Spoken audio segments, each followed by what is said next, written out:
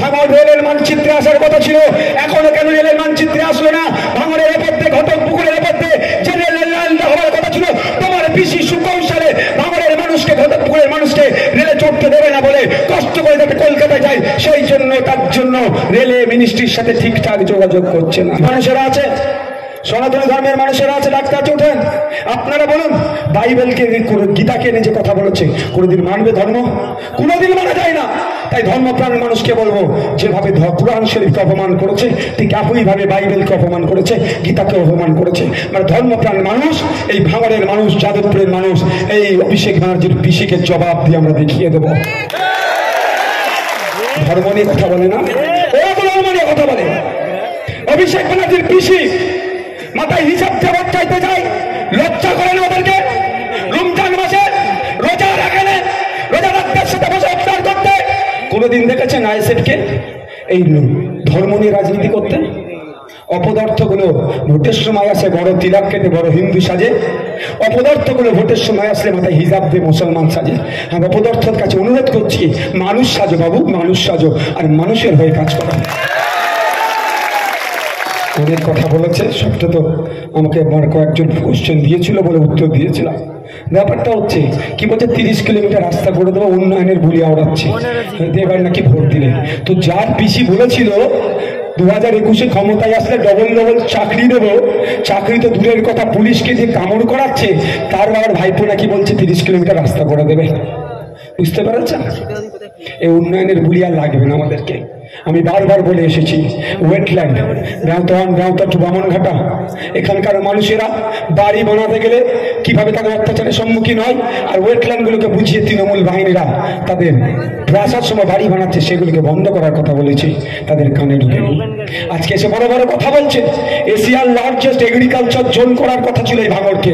এশিয়ার largest agriculture zone তৈরি করলে এখানকার সবজি বিদেশে যেত, বিদেশে গেলে বিদেশ থেকে ডলার আসতো, এই ভাঙড়ের কৃষকদের হাতে উঠত। কিন্তু দুঃখের বিষয়, এই অপদার্থের পিসি এইটা করতে দেয়নি, ভাঙড়ের মানুষের হাতে ডলার আসুক এটা চাইনি। তাই বলবো, আমি চিৎকার করি রাজ্যের আইনসভার মধ্যে, এই আওয়াজটা আমি দেশের আইনসভার মধ্যে পাঠাতে চাইছি। ওখানে এগ্রিকালচার মিনিস্টারকে গিয়ে আপনাদের কথা বলবে, আপনাদের সবজি যাতে বিদেশে যায় তার পলিসির কথা বলবে। আপনাদের সবজি বিদেশে গেলে, দুবাইয়ে গেলে, কানাডাতে গেলে, ইউরোপে গেলে, আমেরিকাতে গেলে, আপনাদের সবজি যখন বিদেশে যাবে, আপনাদের এই ভাঙড়ে তখন ডলার ঢুকবে, ভাঙড়ের বাসীর হাতে তখন কৃষকদের হাতে দুটো টাকা বাড়বে। তার কথা আমি রাজ্যের আইনসভার মধ্যে বলেছি, সেটা আমি দেশের আইনসভার মধ্যে পৌঁছাতে চাই। আপনারা যদি আগামী 1 তারিখে খামচিনে ভোট দেন, তাহলে আওয়াজটা পৌঁছে যাবে। বলছে 30 কিলোমিটার রাস্তা করবো, ভালো কথা তো, 30-এর জায়গায় 60 কিলোমিটার রাস্তা করো না। তবে আমি ভুলে যাচ্ছি না, ওই অপদার্থটাকে বলছি, ওর নাম আমি নেবো না, ওই অপদার্থটাকে বলছি, তোমার পিসির সাথে কথা বলো। ভাঙড় রেলের মানচিত্রে আসার কথা ছিল, এখনো কেন রেলের মানচিত্রে আসলো না? ভাঙড়ের এপথে, ঘটকপুকুরের এপথে যে রেলের লাইনটা হওয়ার কথা ছিল, তোমার পিসি সুকৌশলে ভাঙড়ের মানুষকে, ঘটকপুকুরের মানুষকে রেলে চড়তে দেবে না বলে কষ্ট করে যাতে কলকাতায় যায়, সেই জন্য তার জন্য রেলে মিনিস্ট্রির সাথে ঠিকঠাক যোগাযোগ করছে না। আপনারা জানেন কি জানেন না জানিয়ে দিই, এই লড়াইটা দীর্ঘদিনের লড়াই, আজকের লড়াই নয়। ভাঙড়ও কিন্তু রেলের মানচিত্রে চলে আসছে, ঘটকপুকুরের উপর দিয়ে একটা রেল লাইন হওয়ার কথা আছে, কিন্তু এই অপদার্থের পিসি সেটা হতে দিচ্ছে না। এই আবার উন্নয়ন করবে।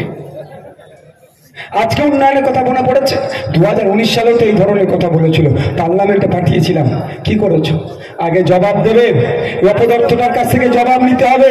যে পার্লামেন্টে পাঠালাম সিএ এর বিরুদ্ধে, বিজেপির বিরুদ্ধে ভোট দেওয়ার কথা, উল্টে বিজেপিকে সহযোগিতা করে আসলো। এ যে যাবে না, কোনো গ্যারান্টি আছে? একে তো মিস কল দিয়ে রেখে দিয়েছে। বর্তমান তৃণমূলের যে প্রার্থী হয়েছে, একে একটা মিস কল দিয়ে রেখেছে কে? সেন্ট্রাল এজেন্সি একটা মিস কল দিয়ে রেখেছে। এবার যখন তখন পার্মানেন্ট কল করে তুলে তিহার জেলে রাখতে পারে। ও তিহারের ভাত খাওয়ার থেকেও দেখবে কি, লাত মেরে দিলে আমি বেঁচে যাব, পুরো ওয়াশিং মেশিনে ঢুকে যাব, ভালো হয়ে বেরিয়ে যাব। তাহলে আপনারা আমার ভোটটা নিয়ে কি করবে? কোথায় যাবে? যার সিটের দরকার হবে তার কাছে চলে যাবে। তাই বলছি, আপনারা আমার ভোটকে নষ্ট করবেন না। আমি আপনাদেরকে বলি, আমার যে দায়িত্ব আমি যথাযথ পালন করে যাচ্ছি। কেউ যদি আমার সাথে তৃণমূলের বন্ধুরা চ্যালেঞ্জে বসতে চায়, আমার সাথে চ্যালেঞ্জে বসতে পারে। ওই 4 আনা নেতাদের সাথে বসে লাভ হবে না। রাজ্যের কোন নেতা আমার সাথে যে চ্যালেঞ্জ করে বসতে চায়, এই যে আজকে যে এসে বলেছিল যে মমতা ব্যানার্জির নাকি আমি বিরোধিতা করি, তো মমতা ব্যানার্জি বিরোধিতা না করবো না তো কি করবো? ওনাকে ফুল চন্দন দেবো নাকি ওনাকে গোলাপ দেবো? ওনার সাথে বসে বিধানসভায় চা খাবো?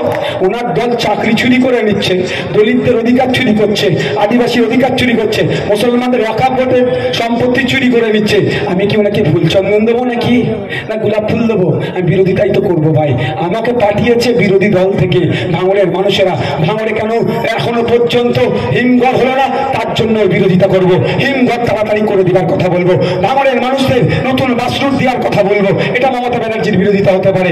ভাঙড়ের মানুষ আর্থসামাজিক ভাবে কিভাবে স্বাবলম্বী হবে তার কথা বলবো, এটা মমতা ব্যানার্জির বিরোধিতা হতেই পারে। আমি কি সুগন্ধি বাবুর মতো গিয়ে কি চা খাবো নাকি? ও আমার দরকার নেই। ভাঙড়ে আমার কর্মীর মেরে পায়ে গুলি মেরে পা কেটে বাদ দিতে হলো। ভাঙড়ের আমার 3টে কর্মীকে শহীদ করে দিল।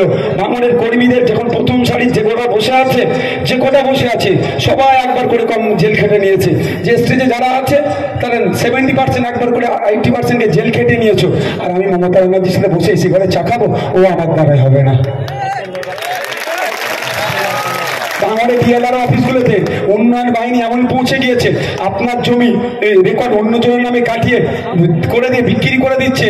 আর তার প্রতিবাদ করছি বলেই মমতা ব্যানার্জির বিরোধিতা করছে। তার প্রতিবাদ আমি আইনসভার মধ্যে করি। এগুলো হচ্ছে ওনাদের রাগ হয়ে যাচ্ছে, আমার সাথে যুক্তিতে পেরে উঠতে পারছে না। সেই জন্য আমাকে এই ধরনের দেখে দেওয়ার চেষ্টা করছে।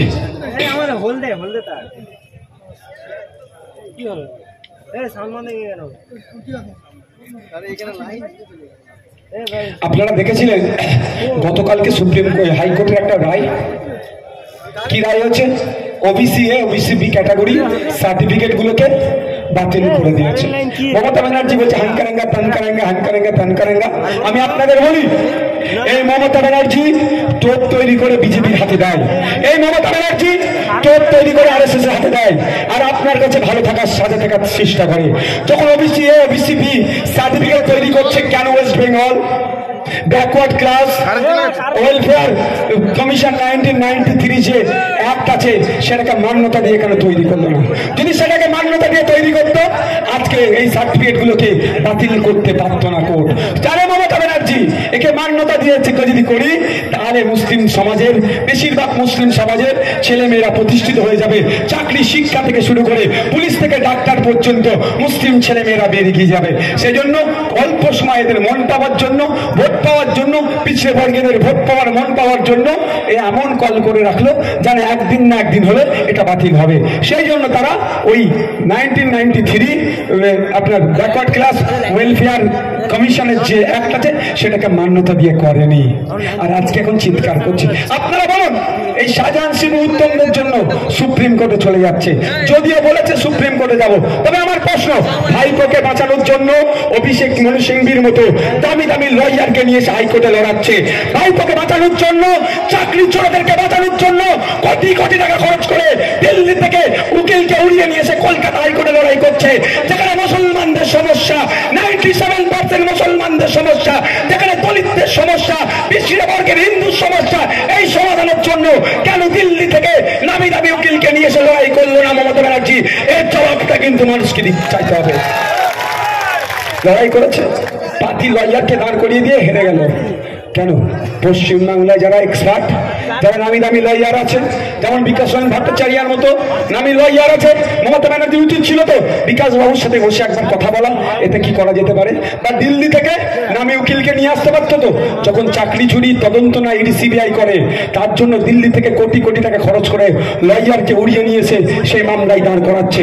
আর এখানে গরিব সন্তানরা, মুসলমান পিছিয়ে বর্গের হিন্দুদের ছেলেদের যেখানে ভবিষ্যৎ, এই সার্টিফিকেট বাতিল হয়ে যেতে পারে, এটাকে আটকানোর জন্য কেন দিল্লি থেকে উকিল নিয়ে আসলো না? এটাও কিন্তু প্রশ্ন। আর এর জবাবটা আপনারা আগামী 1 তারিখে খামচিহ্ন দিয়ে মমতা ব্যানার্জিকে বুঝিয়ে দেবেন। আজকে নাটক করছে, আপনাদের জানিয়ে রাখি, এ শুধু নাম কস্তে দিল্লিতে গিয়ে একটা কেস করবে, নাম কস্তে। এ আরএসএস এর হাতে পুতুল হয়েছে, বিজেপির হাতের পুতুল। বিজেপি একে যেমন ভাবে খেলাচ্ছে তেমন ভাবে খেলবে। তাই বন্ধুগণ, সজাগ সতর্ক থাকবেন, কোনো প্রয়োজনায় পা দেওয়ার দরকার নেই। আমার আগে আমার গায়েনদা বললেন কি, রাতে একা বেরোবেন না, ওরা কেউ ডাকলে আমি বলে দিই আপনাকেও। মানে ব্যাপারটা হচ্ছে আমাদের দলের কর্মীদেরকে তৃণমূল লোকের ডাকার সাহস নেই। শুধু পুলিশকে দিয়ে ভয় দেখায়, শুধু পুলিশকে দিয়ে ভয় দেখানোর চেষ্টা করছে।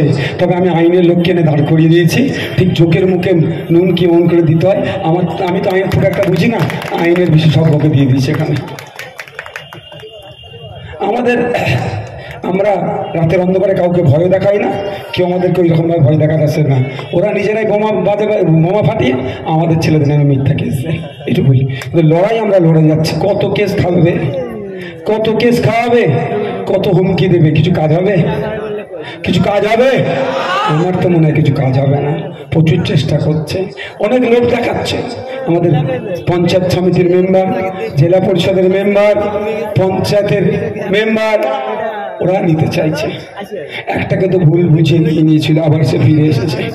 তো ব্যাপারটা হচ্ছে, একটা কথাই বুঝি, একটা কথা বলি আমি, আপনারা আমাকে ভরসা করে ভোটটা দিয়ে আপনাদের ভরসা আমি রেখেছি না ভেঙেছি, আপনি একটু বলুন তো।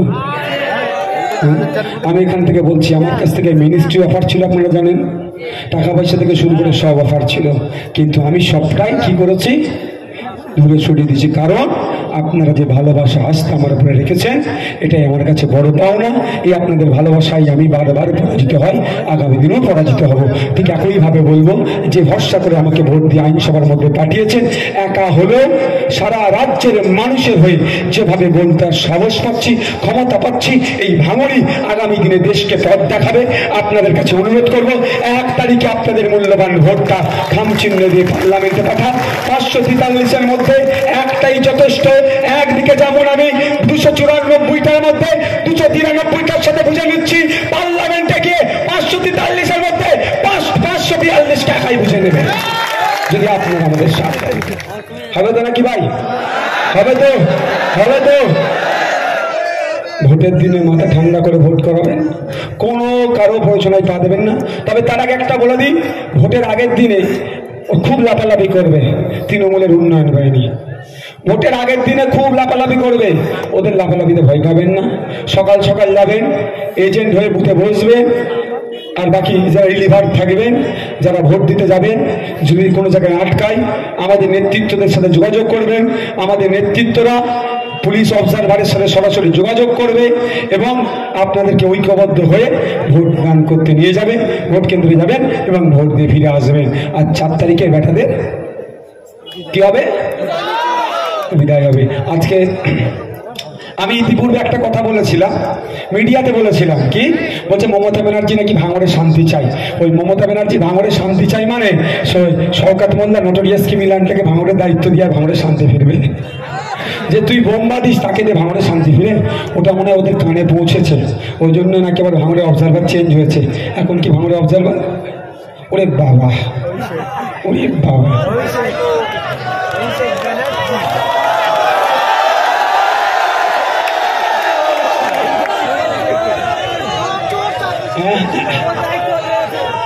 ভালো তো, আমাদের কি অসুবিধা হবে? ভাঙড়ের মানুষের অসুবিধা হবে? আমাকে প্রশ্ন করেছিল যখন ভাঙড়ে থানা বাড়াবে বলছিল, ভেবেছিল আমাদেরকে থান জব্দ করে ফেলবে। তো আমাকে প্রশ্ন করেছিল ভাঙড়ে থানা বাড়ছে কি বলছেন। আমি বলেছিলাম ভাঙড়ে গ্রামে গ্রামে নয়, পাড়াই পাড়াই থানা করে দিলে আইএসএফ শান্তিতে থাকবে। পাড়াই পাড়াই থানা করে দিলে। দুঃখের বিষয়, আজকে শুধুমাত্র পুলিশকে দিয়ে ভাঙড়ে দলটা চলছে। শুধু ভাঙড় নয়, সারা রাজ্যে পুলিশ মাইনাস তৃণমূল শূন্য হয়ে যাবে। আচ্ছা, আমার ওখান থেকে সিগন্যাল দিচ্ছে লাইটের, হ্যাঁ কটা?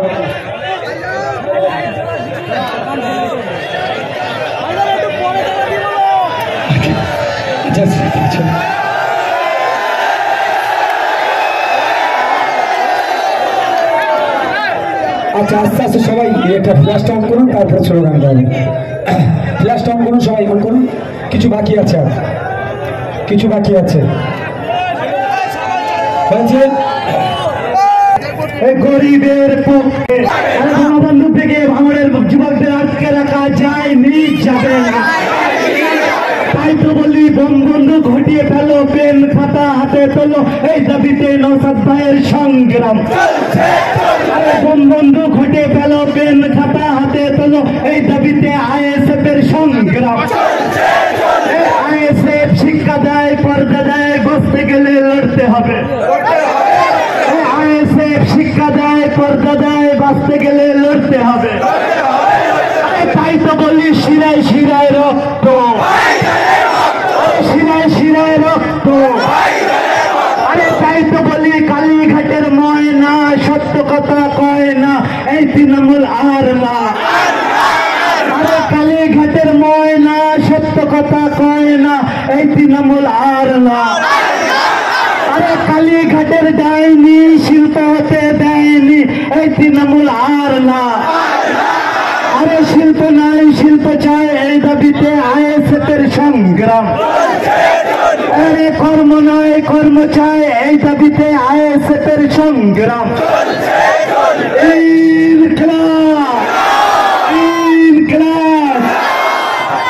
আমি শুধু ওই স্লোগানে একটা সব বিজেপির এই টিমটাকে খুঁজে আগে বার করুন উনি, তারপরে বিয়ের দিকে আসবে। বিজেপির বিডিএ যখন আইএসএফের কথার জবাব দিতে পারছে না, সেই ধরনের অভিযোগ দিকে দিচ্ছে। ভাই আজকে বক্তব্য এখানে শেষ হয়েছে, আজকে আর বেশি নয়। আমাদের বক্তব্যরা যা দিয়েছে আজকে তো এখানে বিরিয়ানির প্যাকেট। আর ওইদিকে আমি শুনুন একটা কথা বলি, যাতে এতে শুনে নেবেন। আমি তো আসছিলাম রাজারহাট হয়ে, ওই মোড়ে আমি দাঁড়িয়েছিলাম। এসএস কি আছে একটা আছে নাই, সিক্স লাইন নয়, এই বড় বিল্ডিংটা আছে। আরে এনআইয়ের যে অফিস আছে, এনবিসিসি স্কোয়ারের ওখানে দাঁড়িয়ে চা খাচ্ছিল। তো ওখান থেকে দেখি প্রচুর গাড়ি, ওটা তো আর ভাঙর তো নয় ভাই, ওটা তো ভাঙনের মধ্যে নয়, প্রচুর গাড়ি দিকে ওইদিকে যাচ্ছে। অভিষেক বাবুর টি শার্ট পরে আমি মনে মনে করছি, সরকার বাবু অভিষেক বাবুকে তো ভালোই গোল দিচ্ছে, যে ভাঙড়ের লোক দেখিয়ে ভালো কামানোর জন্য তো দায়িত্বটা নিতে চেয়েছিল। বাইরে থেকে লোক নিয়ে এসে বিল করাচ্ছে আর বিরিয়ানির প্যাকেট দিয়ে বিল করাচ্ছে। ওটা আমরা পারবো না। এখানে যারা এসেছে তারা ভালোবেসে এসেছে, তাদের ভবিষ্যৎকে সুরক্ষিত করার জন্য এসেছে। তবে একটা কথা আমি বলে যাই আপনাদের, 2016 থেকে 21-এর মধ্যে ভাঙড়ে যে বিপর্যয়টা এসেছিল ট্রায়াল গিল্ডকে কেন্দ্র করে, তখন ভাঙড়ে কিন্তু যদি বিরোধী দলের এমএলএ এমপি থাকতো ওইটা করার সাহস পেত না। তৃণমূলের এমএলএ ছিল বলে ওয়াকাফ প্রপার্টি সহ আপনাদের উপরে একটা বুলডোজার চালিয়েছিল। আপনাদের বলি, যদি 2024-এ আপনারা যদি এমপি করে তৃণমূল কাউকে পাঠান, আমি কিন্তু সন্দেহ করছি নিজেকে, আমার সন্দেহ হচ্ছে পার্লামেন্টে গিয়ে অসামরিক বাহিনীর যে বিমান বাহিনী আছে তার এয়ারপোর্টের জন্য হয়তো সেই মন্ত্রীর সাথে ঘুষ করে ভাঙড়ের জমিটা তুলে দিতে পারে। তাই বলবো, পার্লামেন্টে গিয়ে ওই এয়ারপোর্টের জমির জন্য ভাঙড়ের দিকে না তাকায়, সেই জন্য আপনাদের হয়ে কণ্ঠ হয়ে এখানকার জমি চাষযোগ্য জমির দিকে না তাকায়, এখানে কোনো এয়ারপোর্ট হতে দেওয়া যাবে না। এই লড়াইটা যেমন আমি পশ্চিমবাংলার আইনসভার মধ্যে করছি, দেশের আইনসভার মধ্যে আমাদের খামচিহ্নকে পাঠাতে হবে। আপনাদের বলি, তাহলে আপনারা সিকিউর থাকবেন। কিন্তু আমার বিশাল সন্দেহ, এই যে পুলিশ দিয়েছে, এই নওশাদকে ঠান্ডা করা নয়। কারণ আমি তো বোমগুলি পিস্তলের রাজনীতি করিনি। আমাকে যখন অ্যারেস্ট করেছিল, আমাদের যাদেরকে ধরেছিল শুধু জিজ্ঞাসা করেছে, এই নওশাদ তোদেরকে বোম কিনার গুলি কিনার টাকা কি করে দেয়? আর এরা উত্তর দিয়েছে, উল্টে টাকা চাই আমাদের কাছ থেকে আমার এই প্রোগ্রামের জন্য। তো উত্তর দিয়ে দিয়েছে, ওরা দেখে নিয়েছে যে নওশাদের কাজ করে না। তাহলে কি করতে হবে? পুলিশটা কেন দিয়েছে? আগামী দিনে ওদের লক্ষ্য আছে কি, ভাঙড়কে উচ্ছেদ করে ভাঙড়ে এয়ারপোর্ট করবে। কারণ ভাঙড়ে কারা থাকে বেশি? মুসলমানরা থাকে। ভাঙড়ে কারা থাকে বেশি? দলিতরা থাকে। ভাঙড়ে কারা থাকে বেশি? আদিবাসীরা থাকে, অর্থাৎ পিছিয়ে বর্গের মানুষেরা থাকে, শ্রমজীবী মানুষ থাকে। ভাঙড়কে উচ্ছেদ করতে হবে। তাই বলছি, এই উচ্ছেদের বিরুদ্ধে লড়াই আমি রাজ্যের আইনসভার মধ্যে করছি এবং আপনাদের বলছি, আমাদের প্রতিনিধিকে দেশের আইনসভার মধ্যে পাঠিয়ে রাখতে হবে। ওখান থেকে কোনো বিল বা এই ধরনের কোনো চক্রান্ত করলে সেখানে দাঁড়িয়ে চোখে চোখ রেখে লড়াই করবে। ঠিক আমি যেমন পশ্চিমবাংলার বিধানসভার মধ্যে লড়াই করছি।